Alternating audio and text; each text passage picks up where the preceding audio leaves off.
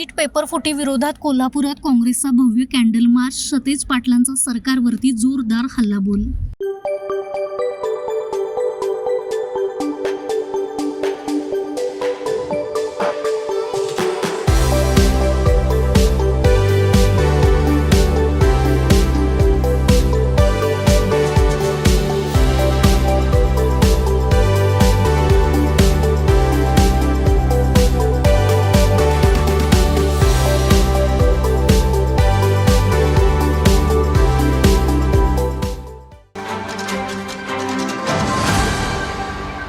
नीट परीक्षा पेपरफुटी आणि दिल्लीतील आंदोलक विद्यार्थ्यांवरती झालेल्या लाठीमाराच्या निषेधार्थ कोल्हापुरात काँग्रेसच्या वतीनं शनिवारी भव्य कॅन्डल मार्च आणि मशाल मोर्चा काढण्यात आला.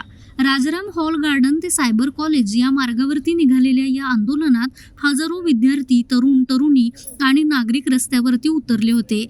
हातात फलक धरलेले विद्यार्थी, काळ्या फिती बांधलेले आंदोलनकर्ते, महात्मा गांधी यांच्या वेशातील तरुण आणि लाठीमारात जखमी झालेल्या विद्यार्थ्यांचे प्रातिनिधिक सादरीकरण करणारा युवक या मोर्चाचं प्रमुख आकर्षण ठरलाय.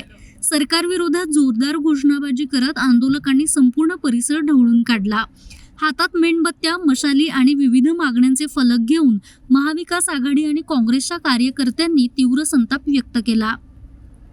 अनुचित प्रकार टाळण्यासाठी पोलिसांचाही मोठा बंदोबस्त यावेळी तैनात करण्यात आला होता. यावेळी बोलताना विधान परिषदेतील काँग्रेसचे गटनेते आमदार सतेज पाटील यांनी केंद्र सरकारवरती जोरदार टीका केली.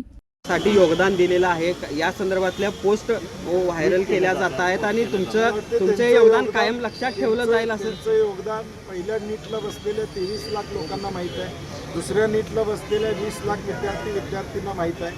योगदान एवढं होतं तर मग कोट्यावधीची जनजी रस्त्यावर का होतं. त्यामुळे योगदानाचं आता टिमकी वाजवण्यात काही पॉईंट नाही. चूक झाली होती ते त्यांनी मान्य केलेली आहे आणि ती मान्य करत असताना सुद्धा गेले 3 महिने हा संघर्ष या देशामध्ये करायला लागला. न्याय मिळवण्यासाठी 3 महिने, एक मंत्र्यांचा राजीनामा घेण्यासाठी 3 महिने या देशातल्या नागरिकांना रस्त्यावर उतरावं लागलं. मग ह्या पोस्ट म्हणजे डॅमेज कंट्रोलचा प्रयत्न आहे असं वाटतं का? आणि त्यातनं काय साध्य होईल असं? त्या पोस्टच्या खाली जे कॉमेंट्स येतात ते कृपा करून त्या पोस्ट करणाऱ्यांनी वाचायला. 3 महिने राजीनामा झाल्यानंतर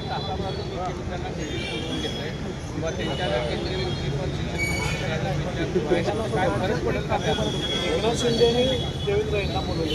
अजून आता केंद्रीय मंत्रिमंडळाचा विस्तार असेल, काय चाललंय त्यांचं आम्हाला कळणार नाही, परंतु ते कशासाठी गेलेत, ज्याच्यासाठी गेलेत त्याला शुभेच्छा. 3 महिने खरे तर हे आंदोलन चालू आहे आणि नरेंद्र मोदींनी त्याला दुर्लक्ष केलं होतं, पण कालपासून मोदींनी इंस्टाग्रामवर एक व्हिडिओ टाकायला अशी वेळ ज्यावेळी लोकसभेचं अधिवेशन चालू असतं त्यावेळी पंतप्रधानांनी लोकसभेमध्ये बोललं पाहिजे होतं. जी त्यांची भूमिका मांडायची लोकसभेमध्ये मांडायला पाहिजे होती. परंतु शेवटी सोशल मीडियाची ताकद एवढी मोठी आहे, त्यांना रात्री 12 वाजता व्हिडिओ टाकावे लागले आणि दिलासा देण्याचा प्रयत्न त्यांनी केला. त्याचा काही फायदा झाला नाही. किंबहुना उलटं बुमरँग झालं. लोकांची मागणी होती की राजीनामा, आणि तो राजीनामा आज झाला. एक प्रवाह चालू आहे नाही, मागणी मुळात तीच आहे की धर्मेंद्र प्रधानांचा राजीनामा व्हावा. काल राहुल गांधींनी देखील प्रेस कॉन्फरन्समध्ये सांगितलं की त्यांचं खातं बदलणं वगैरे कुणाला मान्य असणार नाही. त्यामुळे आता राजीनामा दिला आहे तर त्यांनी निवांत बसावं. जबाबदारी स्वीकारलेली आहे, त्यांनी चूक झालेली आहे, तिची जबाबदारी स्वीकारलेली आहे, त्यांनी त्या ठिकाणी बाजूला. एवढं सगळं झाल्यानंतर हा राजीनामा तरी झालेला आहे. तशा प्रकारची प्रेस कॉन्फरन्स घेण्यात आली आहे. काँग्रेस पक्षाची यापुढची भूमिका काय राहणार आहे? नाही, काँग्रेस पक्षानं त्या ठिकाणी सकाळी देखील राहुलजींनी ज्यावेळी प्रेस घेतली त्यावेळी देखील सांगितलं होतं की धर्मेंद्र प्रधानांचा राजीनामा या ठिकाणी झाला पाहिजे. पोलीस कारवाया ज्या झाल्या त्या संदर्भातली चौकशी त्या ठिकाणी झाली पाहिजे आणि उद्याच्या भविष्यकाळात या परीक्षा कशा होणार या संदर्भातला कायदा किंवा त्या गोष्टी होणार आहे त्याच्या संदर्भात विश्वासात घेऊन लोकांच्या पुढं हे जाणं गरजेचं आहे असं सांगितलं. आता एक 5-10 मिनिटात त्यांची प्रेस कॉन्फरन्स होणार आहे. त्यामध्ये काँग्रेस पक्षाची भूमिका या देशातली या संदर्भात काय असेल हे. साहेब, इतकं सगळं घडल्यानंतर आता हा राजीनामा झालेला आहे. इतकं मोर्चाचा उद्देश नाही, आता 2 विषय. धर्मेंद्र प्रधानांचा राजीनामा झाला असता तरी ज्या विद्यार्थिनींच्यावर या ठिकाणी लाठीमार झाला, जे गुन्हे दाखल झालेले आहेत देशभरामध्ये, विद्यार्थी परत घेतो म्हणून सांगितले परंतु सगळे गुन्हे परत घेतले पाहिजे.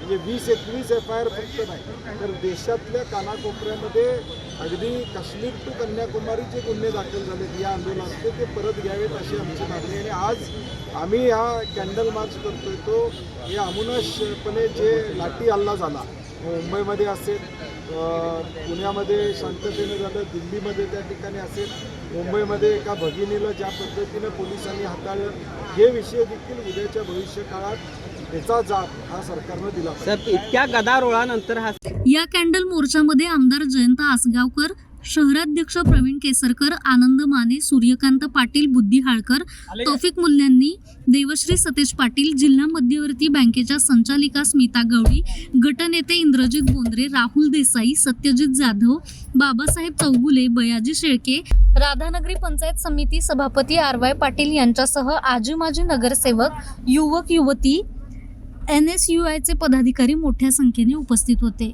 ताज्या घडामोडी पाहण्यासाठी माझा महाराष्ट्र न्यूजला आजच सबस्क्राईब करा.